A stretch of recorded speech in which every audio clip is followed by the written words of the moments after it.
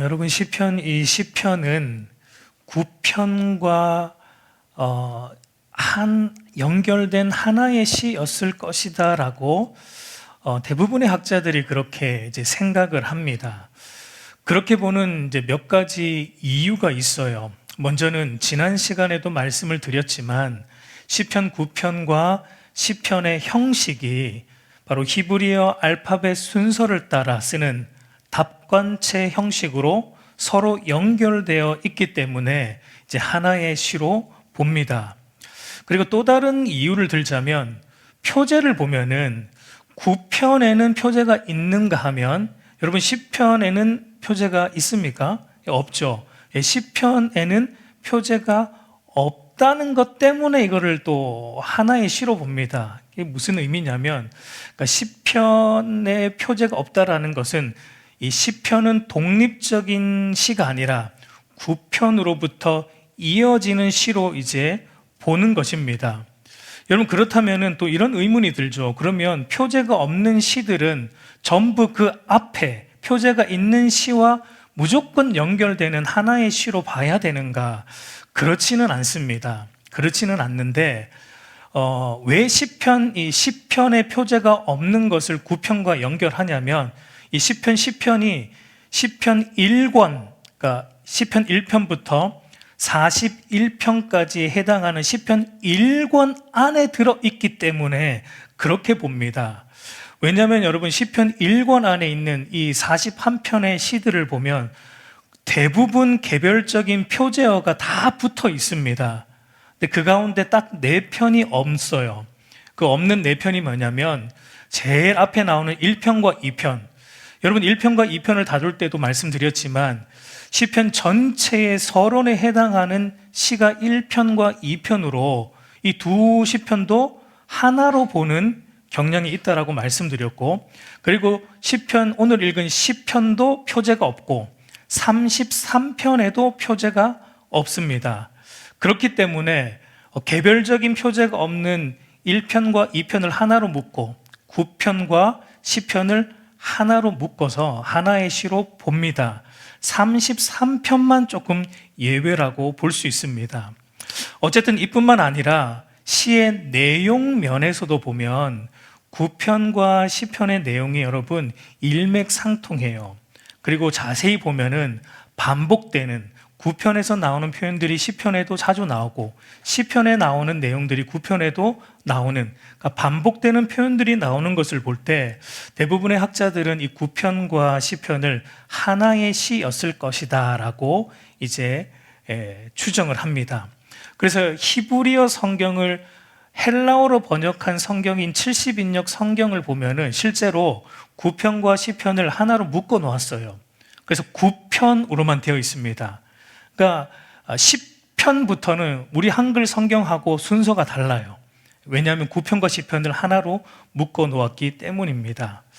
어쨌든 이렇게 하나로 볼 수 있는데, 그렇게 볼 때 오늘 읽은 우리 시편도 9편과 이제 연결지어서 9편과 같이 그 내용이 어떤 내용이냐면 하나님을 경외하는 자들보다 하나님을 멸시하는 악인들이 더 형통하고 더 평안하게 살아가는 것을 바라보면서 의로우신 하나님께서 왜 이렇게 악인들이 흥행하도록, 악인들이 이렇게 형통하도록 왜 의로우신 하나님이 내버려 두시는가? 그리고 왜 하나님을 경외하는 이 의인들은 당하는 이 환난과 고난에 대해서 하나님이 침묵하시고 마치 돌보시지 않는 것처럼 보이는가라는 것에 대한 물음을 던지면서 하나님께 탄원하고 또 호소하는 내용의 시라고 볼 수 있습니다. 그래서 우리가 이 시편을 크게 보면 이제 4파트로 좀 나누어 볼 수 있는데요. 첫 번째 파트는 1절입니다. 1절을 보면은 하나님이 안 계신 것 같은 이 현실에 대한, 하나님이 부재하고 있는 것 같은 현실에 대한 시인의 탄식이죠. 그러니까 여러분, 시인이 겪고 있는 문제는 이 세상에서 마치 의로우신 재판장이신 하나님이 안 계신 것 같아요. 왜냐하면 하나님을 경외하는 백성들보다 하나님을 멸시하는 악인들이 더 득세하고, 그들이 도리어 더 형통을 누리고 있는 것을 보고 있기 때문입니다. 그리고 이제 두 번째 파트는 2절부터 11절까지로 이제 시인이 탄식할 수밖에 없는 상황에 대한 묘사들을 하고 있는데, 그것은 악인들은 모든 일에서 하나님을 멸시하고 살아감에도 아무런 문제가 없습니다. 그렇기 때문에 악인들은 더 어떻게 삽니까? 악인들은 모든 일을 함에 있어서 하나님을 멸시하고 하나님을 무시하며 살아감에도 그들의 삶에 아무런 문제가 없어요.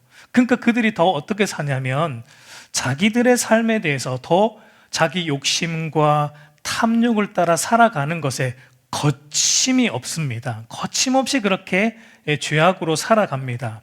그리고 다른 한편으로는 세상 속에서 구별되어 살아가는 하나님을 의지하는 경건한 신자들의 믿음과 신앙에 대해서는 또 이들이 어떻게 합니까? 조롱하고 비난하고 핍박하는 그런 악인들의 모습에 대해서 이 시인은, 다윗은 탄식하고 있는 내용입니다. 그러니까 하나님을 믿는 너희들은 어떻게 하나님을 안 믿는 우리보다 못하냐, 그러니까 이렇게 말하는 거예요, 악인들이. 그러고도 하나님이 있는 것이 맞냐? 그 정도면 하나님이 없다고 보는 게 맞다. 그럼 뭐하러 하나님을 믿냐? 예배 드린다고 시간 낭비하고 헌금한다고 돈 낭비하고, 그러니까 우리보다 더 못 사는 거 아니냐 하면서, 여러분, 악인들이 신자들의 이 믿음에 대해, 그러니까 조롱하고 비난하는데, 이것은 여러분 신자들의 믿음만을 조롱하는 게 아니라 누구를 조롱하고 비난하는 겁니까? 하나님을 비난하고 조롱하고 무시하며 멸시하며 살아가고 있는 이 일들이 이 세상 속에 얼마나 많이 일어나는가. 그러니까 여러분, 이 시인은 이런 상황을 보면서 비통합니다. 그래서 탄식하면서 하나님께 자기의 이 원통한 심정을 기도하고 아뢰고 있는 것입니다. 그리고 세 번째 파트는 12절부터 15절로 하나님께서 이제 이와 같은 원통한 상황에 개입해 달라고 간청합니다. 하나님, 제발 이와 같은 이 원통한 상황에 개입해 주셔서 교만한 자들의 이 악을 꺾어 주시고 이 악인들을 벌하여 주시고, 그리고 악인들에게 조롱받고 비난당하여 고난과 환난을 당하고 있는 의인들의 억울함을 신원하여 주시고 의인들을 건져 주심으로 말미암아 하나님을 나타내어 주십시오. 하나님의 살아계심을 보여주십시오라고 하나님께 간청하는 내용이 세 번째 파트입니다. 그리고 마지막 네 번째 파트는 16절에서 이제 18절로 하나님이 온 세상의 왕이시기 때문에, 하나님이 온 세상에 영원 무궁하신 왕이시기 때문에 결국은 악인은 멸망할 것이고, 또 악인들에게 조롱과 비난과 핍박을 당함으로 고통당하는 그의 백성들의 원통함은 풀어질 것이고, 하나님이 그의 백성들을 건져 주실 것에 대한 확신으로 하나님 앞에 기도하고 있는 다윗의 모습을 보게 됩니다. 그러니까 여러분, 대부분의 시편의 구조와 같이 오늘 우리가 읽은 시편도 절망스러운 상황에서 탄식하는 것으로 시작했다가 결국은 어떻게 끝이 나죠? 결국은 다윗의 시선이 하나님이 왕이시다라는 이 사실에 또 다윗은 꽂힙니다. 그래서 다윗이 하나님 마음에 합한 자예요. 다윗은 또 어디에 꽂히냐면, 이와 같은 원통한 상황을 바라보다가도 다윗은 또 어디로 시선을 돌리고 어디에 그가 꽂히냐면, 하나님이 영원 무궁히 다스리시는 왕이시다. 하나님은 왕이시다. 하나님의 통치와 다스림은 완전하시다. 비록 우리가 다 이해할 수 없어도 그 하나님은 왕이시다, 다스리신다 라는 이 하나님의 왕되심에 또 다윗은 확신을 함으로 그가 탄식에서 이제 마지막에는 기쁨으로, 확신으로 그의 시가 끝나는 것을 우리가 보게 됩니다. 그럼 우리가 이런 구조를 통해서 한번 조금 자세히 살펴보면 우리 1절을 한번 같이 읽어보겠습니다. 여호와여, 어찌하여 멀리 서시며, 앞에서도 말했지만 여러분, 다윗이 처한 상황, 마치 하나님이 안 계신 것 같은 상황이에요. 하나님을 경외하는 그의 백성들은 고난 중에 있지만, 그러나 하나님을 멸시하는 악인들은 더 득세하고 도리어 형통하고 있는 그런 원통한 현실 속에서 다윗은 하나님께 묻습니다. 어찌하여 하나님 나의 이 고통을, 이 의인의 고통을 돌아보지 않습니까? 어찌하여 주의 백성의 환난 당할 때 왜 하나님은 숨어 계신 것입니까? 라고 다윗이 이 물음을 던지고 있는 것을 보게 됩니다. 여러분, 다윗을 이렇게 원통하게 만드는 악인들의 모습이 어떠한가 우리가 조금 볼 필요가 있는데요. 2절 3절을 보면 이렇게 말하죠. 악한 자가 교만하여 가련한 자를 심히 압박하오니 그들이 자기가 베푼 꾀에 빠지게 하소서. 악인은 그의 마음의 욕심을 자랑하며 탐욕을 부리는 자는 여호와를 배반하여 멸시하나이다. 여러분, 악인들이 흥행하는데 그들의 모습이 어떠합니까? 이 악인들의 특징은 한마디로 말하면 뭐라고 말할 수 있죠? 악인들은 교만하다. 그들은 교만하여서, 그러니까 교만이 어떻게 표현이 되냐면 자기 마음의 욕심을 자랑하고 자기 마음의 그 탐욕을 따라 살아가는 모습으로 그들의 교만이 나타나고 있는 겁니다. 마치 사사기의 표현을 빌려 말하면 왕이 없으므로 각기 자기 소견에 옳은 대로 살아가는 것, 이것이 여러분 성경이 말하는 교만의 본질이죠. 그래서 여러분, 다윗은 바로 이 교만한 자, 자기의 마음의 욕심을 자랑하고 탐욕을 따라 살아가는 교만한 자를 무엇으로 연결하냐면 그들의 모습은 여호와를 배반하고 여호와를 멸시하는 것으로 묘사하고 있는 것을 보게 됩니다. 그러니까 여러분, 이것을 볼 때 우리가 좀 생각할 것은, 그러니까 다윗이 말하고 있는 악인들이 누구인가? 다윗이 말하는 이 악인들, 교만한 자들은 단순히 우리가 생각하기에 단순히 하나님을 아예 부정하는 불신자들만을 지칭하지는 않는다라는 것을 우리가 조금 알 수 있습니다. 여러분, 여기서 말하는, 다윗이 말하는 악인들과 교만한 자들은 어떤 면에서 머리로는 하나님이 계시다라는 것을 알면서도, 그러니까 하나님의 존재 자체를 부정하진 않아요. 그러나 실질적으로 그들의 삶의 자리에서는 조금도 하나님을 의식하지 않고 자기 뜻대로 살아가는 이런 모든 자들을 다윗은 총칭해서 지금 악인들, 교만한 자들로 표현하고 있다라고 볼 수 있습니다. 그래서 이런 자들을 흔히 실천적 무신론자라고 부릅니다.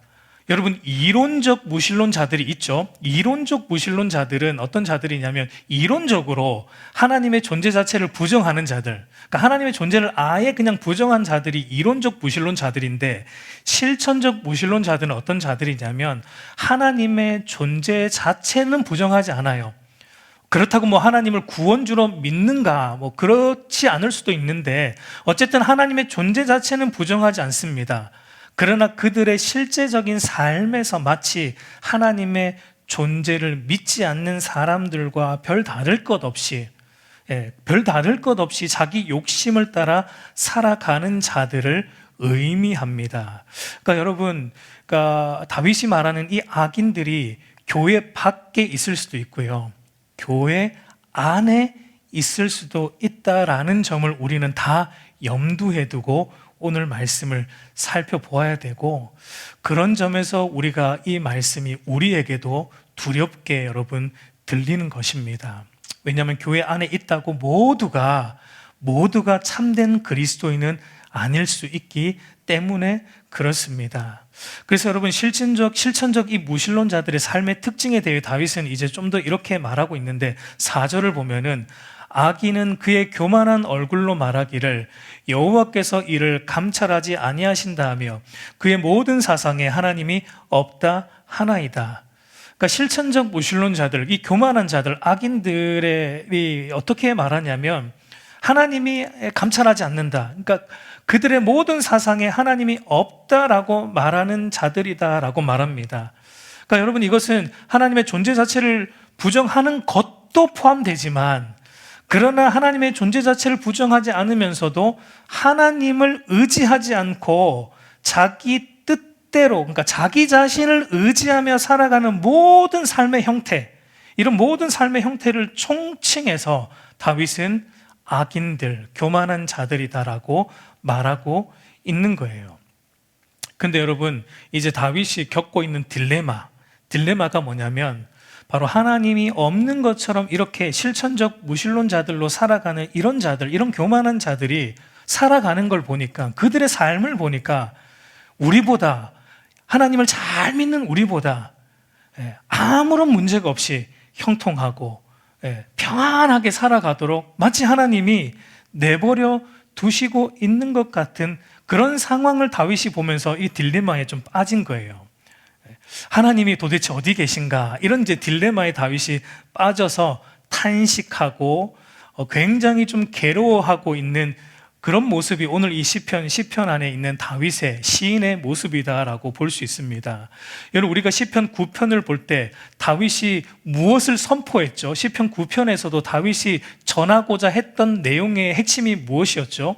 하나님이 온 세상의 왕이시다. 하나님이 이 세상을 정직과 공의로 심판하시는 온 세상의 심판주이시다라는 게 시편 9편에서도 다윗이 전하고자 했던 핵심이었습니다. 우리 시편 9편 7절에서 8절 우리 한번 같이 읽어보겠습니다. 여호와께서 영원히 앉으시며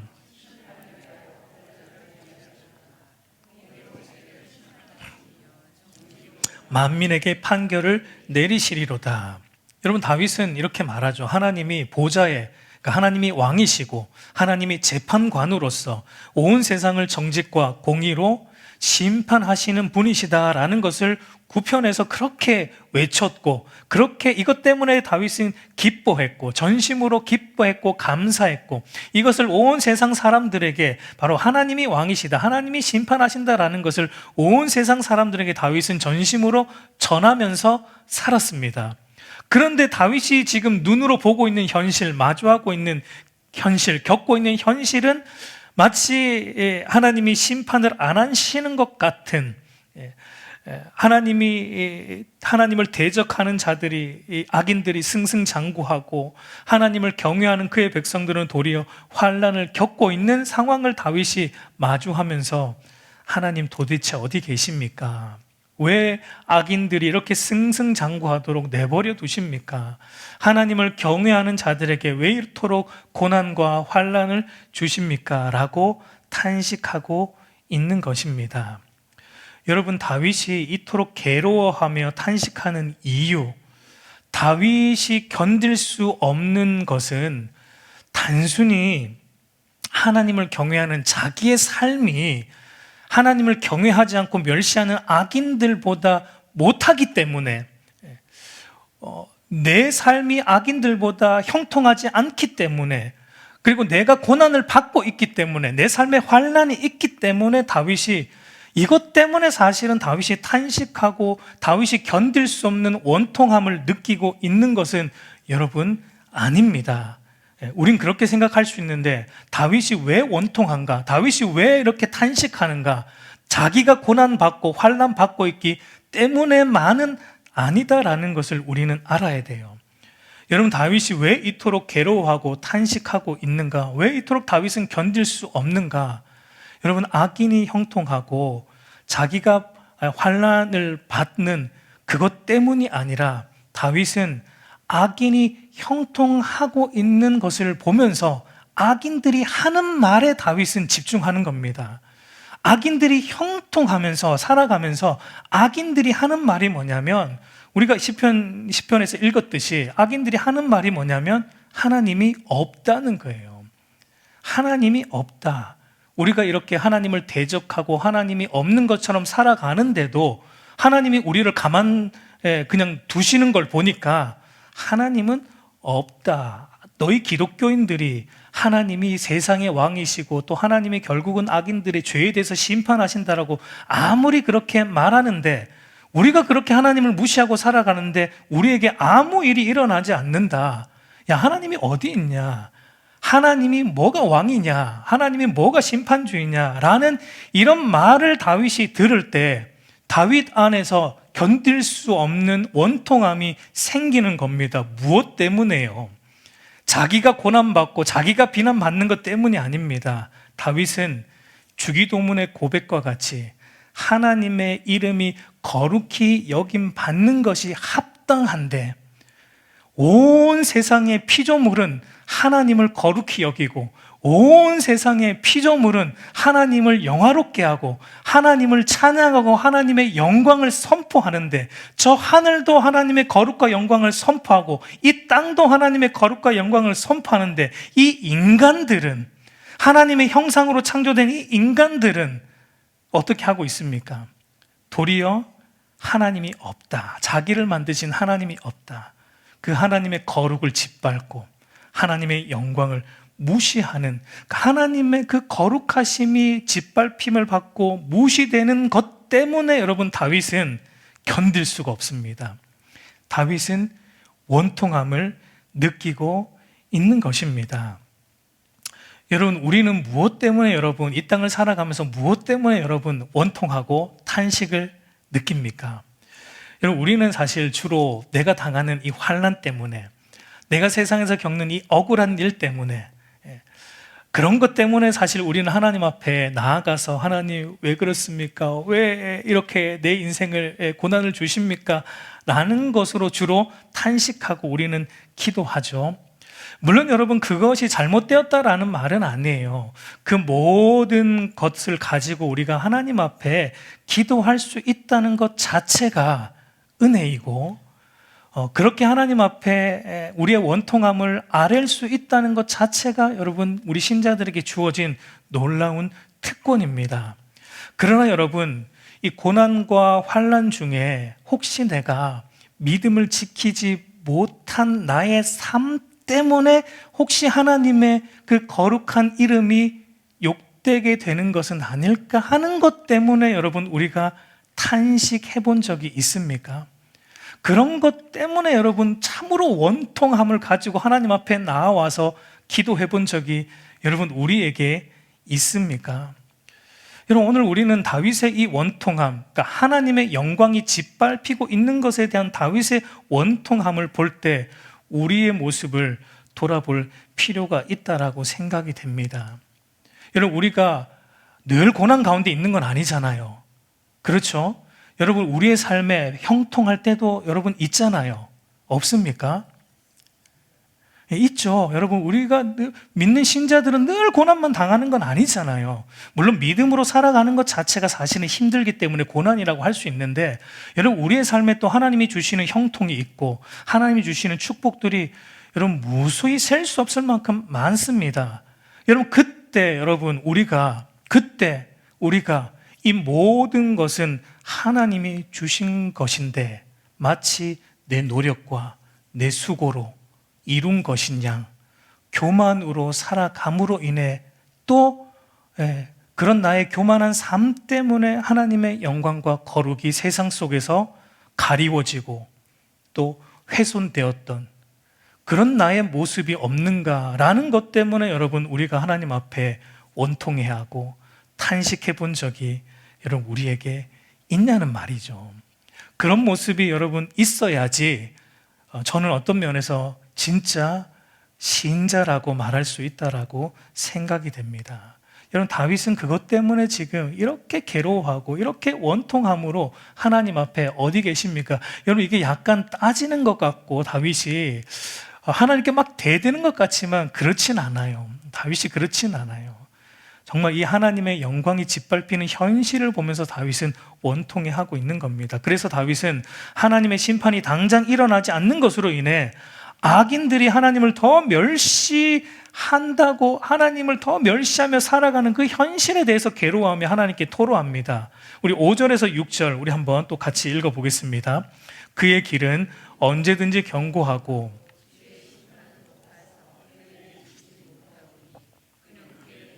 대적들을 멸시하며 그의 마음에 이르기를 나는 흔들리지 아니하며 대대로 환난을 당하지 아니하리라. 우리 11절도 읽습니다.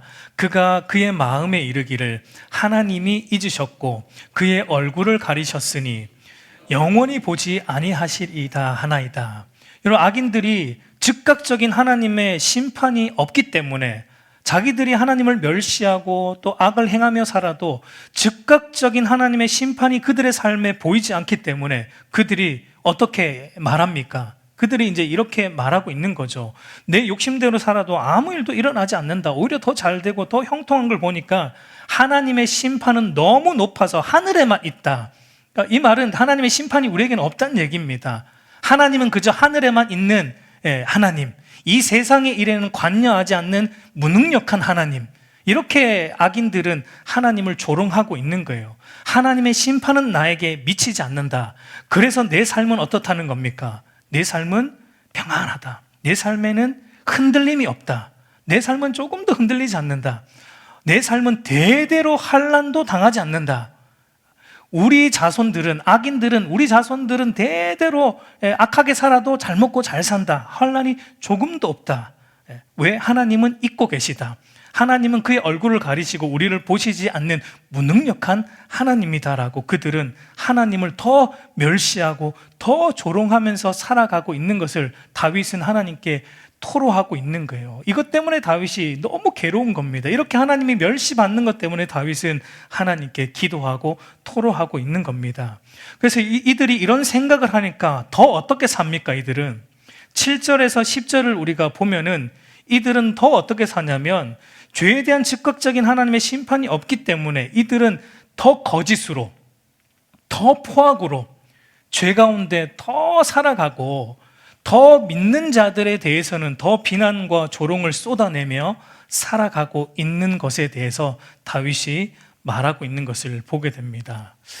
여러분, 이와 같은 상황을 다윗도 겪었지만 오늘 저와 여러분들도 겪고 있죠. 우리도 여러분 이 세상을 살며 이와 같은 원통한 일을 우리가 얼마나 많이 겪습니까?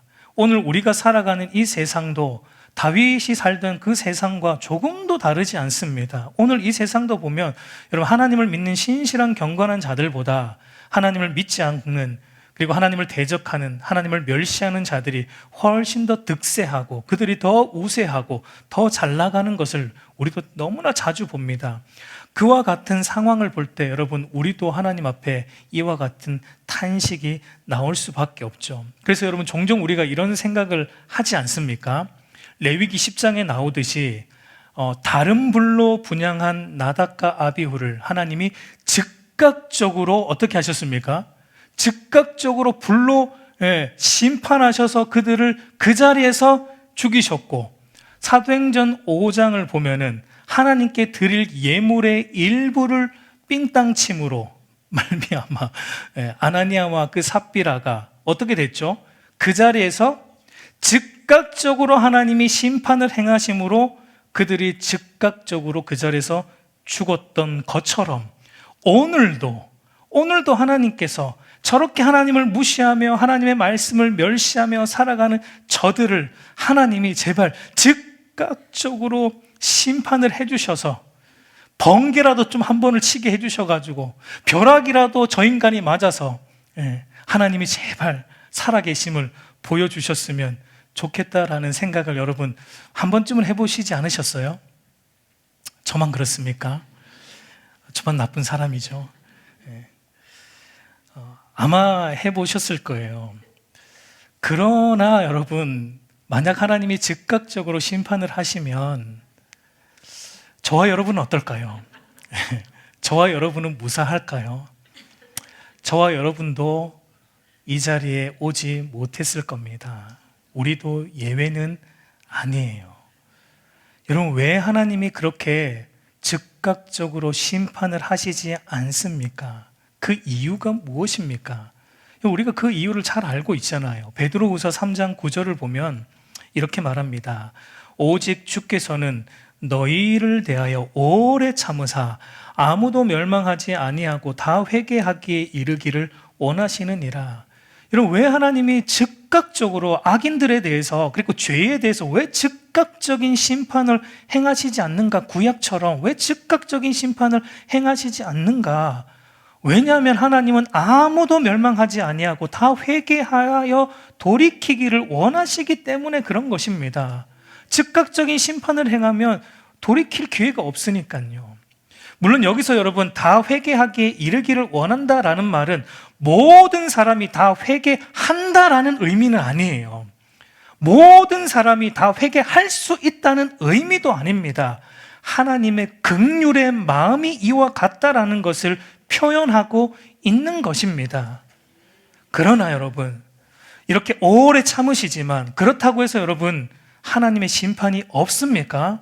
하나님의 심판이 없는 것은 아니다라는 거예요. 사도 베드로가 여러분 이 하나님의 오래 참으신다라는 것을 말하고 난 그 다음 구절에 바로 뭐라고 말하는지 보세요. 베드로서 3장 10절 말씀 우리 한번 같이 읽겠습니다. 그러나 주의 날이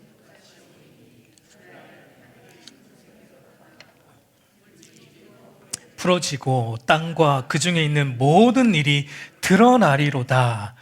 여러분 하나님이 다 회개하여 돌아오기를 원하시기 때문에 즉각적인 심판을 행하지 않고 오래 참아주시지만 그렇다고 해서 이 땅에 심판이 없는가? 악인들은 영원히 형통하는가? 그렇지 않다라는 겁니다. 하나님의 때가 되면 도둑이 아무도 모르게 오듯이 주님의 재림도 주님의 심판도 아무도 모르게 갑작스럽게 임하게 되는 것을 반드시 보게 된다는 것을 말하고 있습니다. 여러분 이것이 악인들이 득세하고 악인들이 더 형통해야 하는 이 세상 속에서 믿는 신자들이 견지해야 할 믿음입니다. 지금 당장 심판이 없다고 해서 하나님이 뒷짐지고 계신가? 하나님이 어디 숨어 계신 것이 아니다라는 겁니다. 단지 긍휼이 풍성하신 하나님께서 오래 참으시고 있는 것뿐, 심판을 보류하고 있는 것뿐, 때가 되면 하나님께서 반드시 악인들의 악에 대해 심판하십니다. 이 심판은 여러분 이 땅에서도 이루어질 수 있고요, 이 땅에서 안 이루어질 수도 있어요. 어떤 악인들은 여러분 이 땅에서도 하나님이 심판을 하십니다. 그러나 어떤 악인들은 시편 73편이 기자가 말하는 것처럼 어떤 악인들은 죽을 때까지 형통하게 살다가 죽을 때도 평안하게 죽는 악인들도 분명히 있습니다. 그러나 그런 악인들은 여러분 언제요?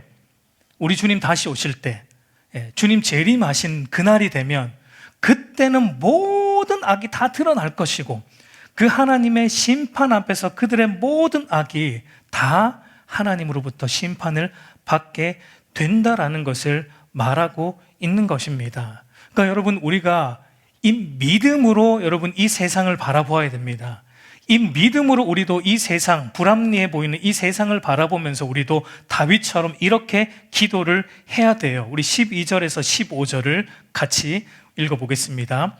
여호와여 일어나옵소서, 하나님이여 손을 드옵소서, 가난한 자들을 잊지 마옵소서. 어찌하여 악인이 하나님을 멸시하여 그의 마음에 이르기를 주는 감찰하지 아니하리나 하나이까?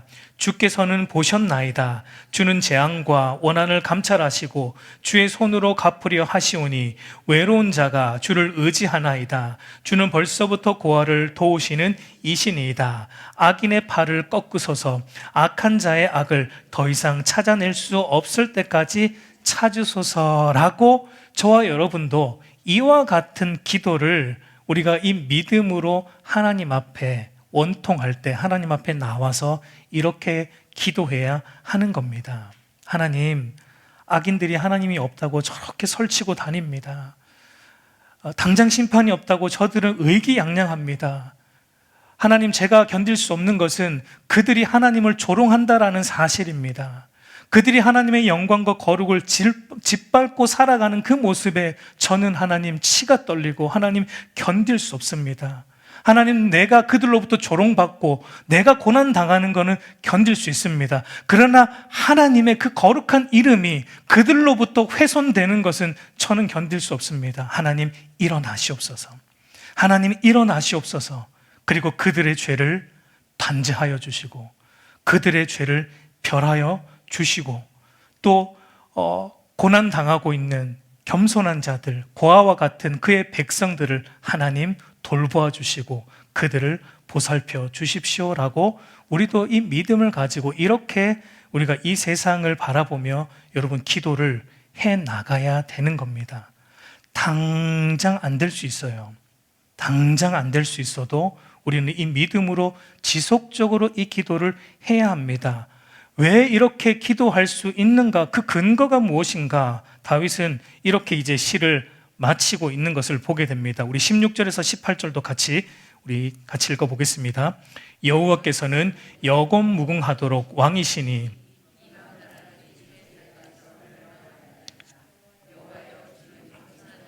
소원을 들으셨사오니 그들의 마음을 준비하시며 귀를 기울여 들으시고 고아와 압제당하는 자를 위하여 심판하사 세상에 속한 자가 다시는 위협하지 못하게 하시리이다. 여러분, 이와 같은 원통한 상황 속에서 이 믿음으로 끝까지 지속적으로 기도할 수 있는 이유는 하나님이 영원 무궁하신 왕이시기 때문이다라고 다윗이 말하고 있습니다. 하나님이 왕이세요, 여러분. 근데 그분은 영원 무궁하도록 왕이세요. 영원 무궁하도록. 영원 전에도 그분은 왕이셨고요. 지금도 왕이시고요. 그리고 앞으로도 영원토록 그분이 왕이십니다. 하나님만 왕이시라는 겁니다. 하나님만 왕이시라는 거예요. 이거 때문에 저와 여러분이 당장에 정말 악인들이 벌 받는 게 안 보이고 또 믿음으로 살아가는 자의 삶이 좀 더 고난을 받는 것 같은 그런 원통한 상황이 이어질지라도 하나님이 영원 무궁하신 왕이시다라는 이 사실을 믿는다면 우리가 여러분 이렇게 하나님 앞에 기도하며 나아갈 수 있고, 그리고 악인들이 여러분 득세하고 승승장구하는 모습을 보면서도 우리가 그것을 보면서 분을 품지 않을 수 있고, 또 우리의 마음에 상함을 입지 않을 수 있고, 그들의 형통을 또 부러워할 필요도 않을 수도 있다라는 것입니다. 왜냐하면 하나님이 영원 무궁토록 왕이시기 때문에 라고 말합니다. 그래서 여러분 잠언 기자도 이렇게 말합니다. 잠언 24장 19절 20절을 보면 너는 행악자들로 말미암아 분을 품지 말며 악인의 형통함을 부러워하지 말라. 대저 행악자는 장래가 없겠고 악인의 등불은 꺼지리라. 여러분, 주님 다시 오시기 전까지 이 세상에는 여전히 악이 득세하고 악한 자들이 형통을 누리는 일들이 비일비재하게 여러분 일어날 겁니다. 그 이유는 지난 시간에도 말씀드렸지만 여러분, 이 세상은 죄로 인해 깨어진 세상이고, 그리고 주님 다시 오신 그날까지 이 세상에 잠시 이 세상 왕노릇하는 자가 있죠. 하나님이 영원 무궁토록 왕이시지만 주님 다시 오실 때까지 죄로 인해 깨어진 이 세상, 공중 권세 잡은 자, 이 세상에 잠시 왕노릇하는 자 사탄이 여러분 활개치고 있다라는 걸 우리가 여러분 잊으면 안 됩니다. 여러분, 우리가 눈에 보이지 않는 그 영적인 것, 사탄이, 영적인 존재인 사탄이 지금도 이 세상에 활개하고 있다라는 것을 우리가 늘 염두에 두고 살아야 돼요. 여러분, 사탄이 그렇게 이 세상에 활개하는 목적이 무엇인가? 여러분, 사탄이 악인들이 우세하도록 만들어 갑니다. 그리고 하나님을 믿는 신자들의 삶은 어떻게 해요? 사탄이 더 열등하게 사탄이 만들어 갈 때가 있습니다. 왜 그렇게 하냐면 믿는 신자들인 우리의 마음을 상하게 하려고. 그래서 우리로 하여금 과연 하나님이 나를 사랑하시는가? 과연 하나님이 나를 선하게 인도하고 있는 것이 맞는가라는 이 하나님의 선하심에 대한 의심을 사탄은 우리 안에 끊임없이 심어주고자 하는 겁니다.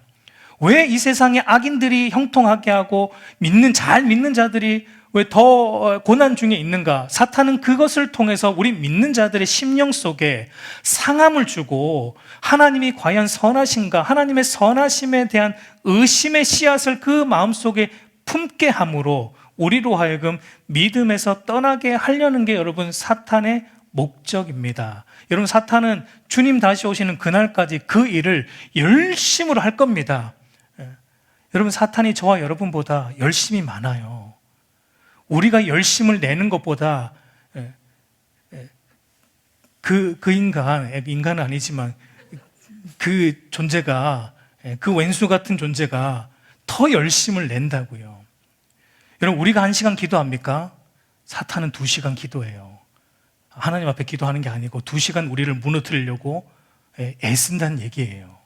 그래서 여러분, 우리가 어떻게 해야 됩니까? 사도 베드로가 말하는 것처럼 우는 대적 마귀가 우리를 삼키려고 하기 때문에 우리는 어떻게 근신하고 깨어 있어야지만 우리의 마음이 이 세상, 원통한 이 세상을 바라볼 때, 불합리한 이 세상을 바라볼 때, 마치 하나님이 없는 것 같은 현실을 바라볼 때 우리의 마음이 상하지 않을 수 있고 우리가 끝까지 믿음을 지킬 수 있는 겁니다. 근신하고 깨어야 됩니다. 그리고 마귀를 대적해야 돼요. 여러분, 마귀를 대적해야 됩니다.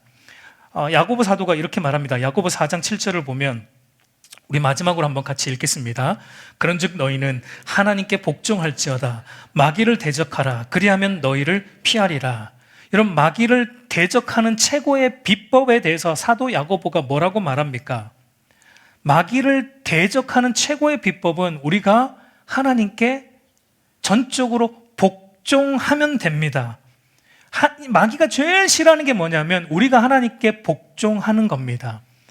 우리가 하나님께 정적으로 복종하면, 하나님의 말씀에 우리의 전 존재를 들여서 순종하면 마귀는 자동적으로 꼬리를 내리고 도망갑니다. 우리를 피하게 되어 있는 거예요. 그런데 여러분, 우리가 하나님께 전적으로 복종 안 해.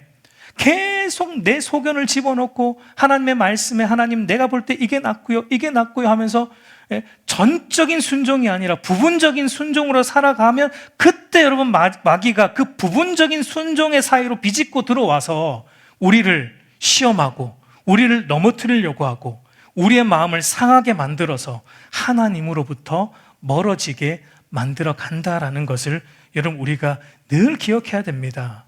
그래서 하나님께 전적으로 복종할 때 마귀는 도망갑니다. 우리 사랑하는 성도 여러분, 이제 말씀을 맺겠습니다. 여러분, 오늘 우리가 살아가는 이 세상을 보면 그의 모든 사상에 하나님이 없는 이런 무신론자, 이론적 무신론자, 아니면 실천적 무신론자들이 가득합니다. 여러분, 가득합니다. 그리고 그들이 더 의기양양하며 더 잘 먹고 더 잘 살아갑니다. 그게 여러분 이 세상의 가치관이고 이 세상의 삶의 방식이고 이 세상, 주님 오실 때까지 그게 이 세상의 어쩌면 작동 원리라는 거 여러분 기억하십시오. 원통하지만 그것 때문에 여러분 분을 내지도 말고 부러워하지도 말고 그것 때문에 여러분 마음을 상해하지도 마십시오. 왜요? 하나님이 영원 무궁토록 왕이시기 때문입니다. 결국은 역전됩니다. 여러분, 결국은 역전됩니다. 결국은 여러분 역전돼요. 우리가 믿는 우리가 승리하게 됩니다. 결국은.